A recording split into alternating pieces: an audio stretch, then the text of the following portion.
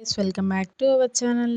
పల్లెటూరి స్టైల్లో కరకరలాడే గారెలు ఎలా చేసుకోవాలో చూద్దాం. ముందుగా పిండిని జల్లించి పట్టుకోవాలి. ఎందుకు జల్లించి పట్టుకోవాలి అంటున్నానంటే, పిండి అనేది సాఫ్ట్గా ఉంటే గారెలు అనేది మంచిగా సాఫ్ట్గా వస్తాయి. అందుకే పిండిని జల్లించి పట్టుకోవాలి. జల్లించిన పిండిలో అందులో కొంచెం నువ్వులు వేసుకున్న తర్వాత కొంచెం పప్పు, కొంచెం పల్లీలు వేసుకోవాలి.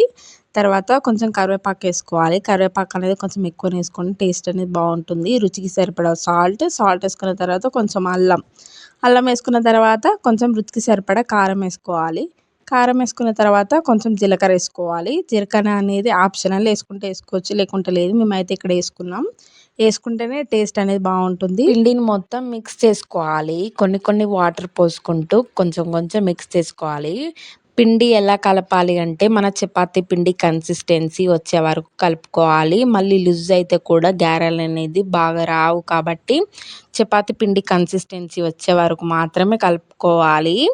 మంచిగా కలుపుకున్న తర్వాత ఒక 10 మినిట్స్ పక్కన పెట్టుకోవాలి. ఎందుకంటే 10 మినిట్స్ పక్కన పెట్టుకుంటే పిండి అనేది మంచిగా అవుతుంది.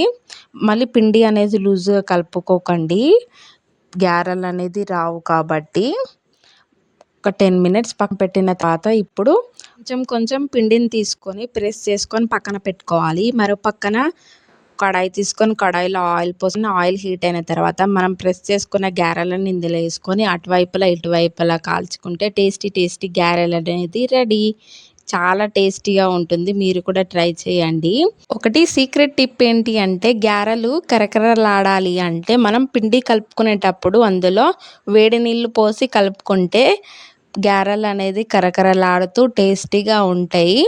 ఈ వీడియో మీకు నచ్చినట్టయితే లైక్ చేయండి, సబ్స్క్రైబ్ చేయండి, నన్ను సపోర్ట్ చేయండి. బాయ్.